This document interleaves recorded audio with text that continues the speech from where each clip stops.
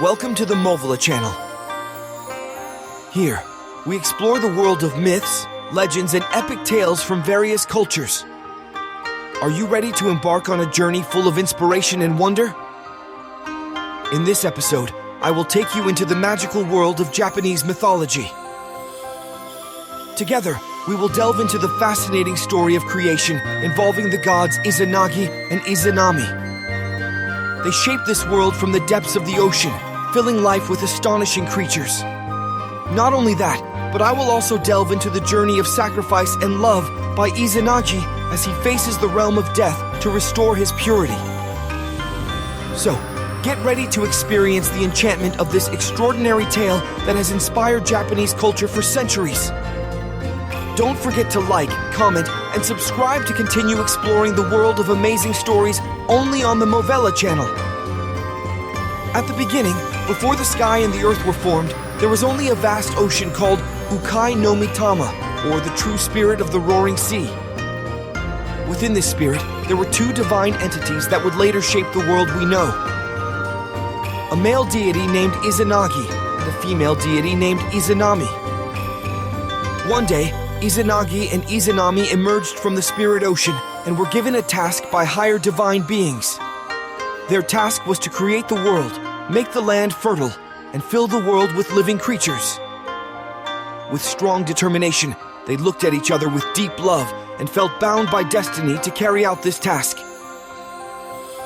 Together, they walked to the Island of Beginnings, also known as Onogoro-jima.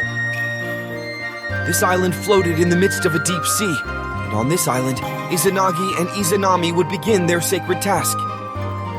With great enthusiasm, they began to plan how the world would be formed under the command of the higher divine entities.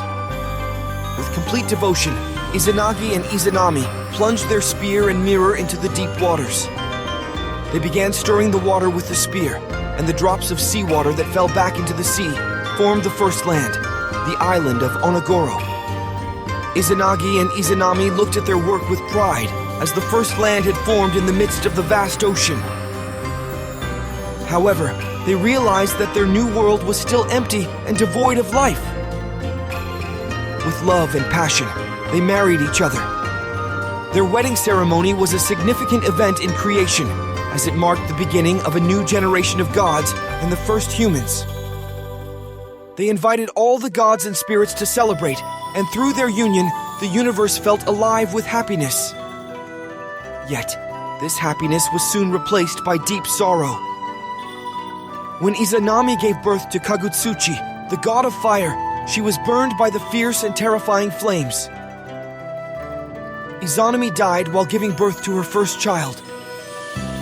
Izanagi was filled with sadness and grief, burying his beloved wife on a mountain and giving her the title Yomotsu Hirasaka no Kami, the goddess who sleeps in the valley of the underworld. Izanagi's sorrow was boundless. He felt empty without Izanami, losing the light in his life. But in his desperation, he decided to go to the underworld to try to bring back his wife. Izanagi entered Yomi no Kuni, piercing through the dark forests and dangerous rivers that crossed the realm of death.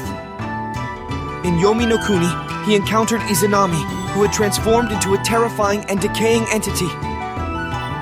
Izanagi spoke to her with gentleness, trying to convince her to return with him. However, Izanami refused and revealed that she had consumed food from the realm of death and could not return anymore. Izanami warned Izanagi not to look at her, but curiosity and fascination clouded Izanagi's judgment. When he looked at her, he was shocked by her horrifying appearance. She was engulfed in flames, and her body was infested with maggots and small creatures. As he fled the realm of death, he blocked the entrance with a large rock.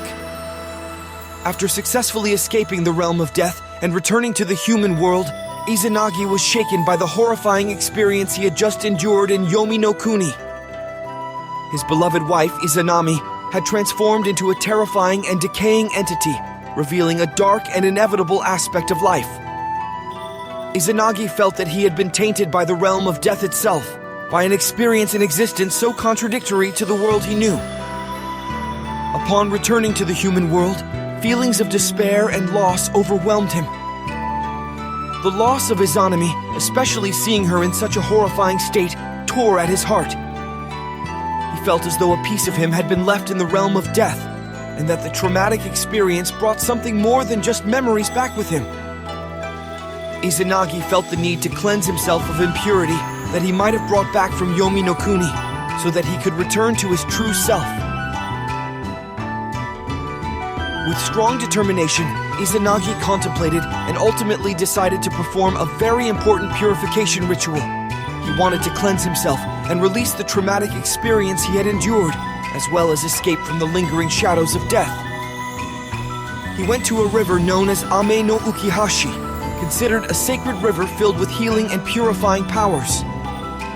When he arrived at the river, Izanagi removed all the clothes he was wearing. He stood naked at the edge of the river, where the clear and calm water flowed. He reflected on everything he had experienced: loss, uncertainty, and the courage required to face death itself. He thought about the sacred duty that awaited him and how he had to become someone pure and pristine to fulfill that duty. As he stepped into the sacred river water, he felt the cool and refreshing water flow through his body. The water seemed to take away all the darkness and sins that might still linger within him. He felt the sacred water flow through every pore of his skin, cleansing every part of his body and mind from any remaining impurity. During this ritual, Izanagi focused his mind on the desire for purification and to return to his true self. He pondered the meaning of creation, the responsibility as a creator god, and how the traumatic experience in the realm of death had changed him. He prayed to the higher divine beings, seeking blessing for the restoration and purification he needed. When he finally emerged from the sacred river after completing the ritual, he felt truly different. He felt blessed with purification and a newfound sense of freshness. He felt that he had left behind the impurity and the horrifying experience of Yomi no Kuni. He dried himself and put on new clothes, feeling stronger, braver, and more prepared to continue his role in creating and shaping a new world. During the Ame no Ukihashi purification ritual, an extraordinary event occurred. New gods were born from different parts of Izanagi's body, symbolizing purification and restoration. The bright sun goddess, Amaterasu, was born from his shining eye. The enigmatic moon god, Tsukuyomi, was born from another eye. The powerful sea and storm god, Susanoo, was born from his nose. Each god was a reflection of a part of Izanagi that had been cleansed through the purification ritual. These new gods enriched the universe with their unique powers and personalities. They were descendants of the sacred tasks of Izanagi and Izanami, and they would become gods who protect and shape a new world. In their loss and quest, Izanagi and Izanami had bestowed a significant gift upon the universe, a gift that would influence Japanese culture, beliefs, and myths for thousands of years to come. The tale of Izanagi and Izanami is a story of creation, love, loss, and sacrifice. It has been ingrained in Japanese culture for centuries, teaching about the cycle of life, the courage to face death, and the importance of respecting the natural world and the forces within it. Thank you for watching this video on the Movela channel. I really appreciate your time and attention in exploring the story of the Japanese mythology creation legend. The story of Izanagi and Izanami with me. Don't forget to hit the subscribe like and leave a comment below about your thoughts. Let's continue to explore more fascinating stories in the future. Stay tuned for legends, mythology tales, folk stories, and other exciting narratives that will be featured on the Movela channel. See you in the next adventure.